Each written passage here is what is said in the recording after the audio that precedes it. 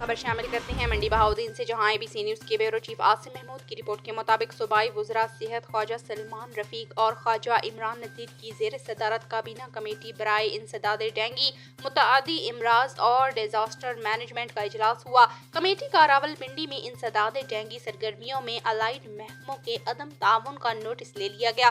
انسداد ڈینگی سرگرمیوں میں غفلت برتنے، انتظامیہ سے تعاون نہ کرنے والے محکموں کے افسران کو سرنڈر کرنے کا فیصلہ کر لیا گیا۔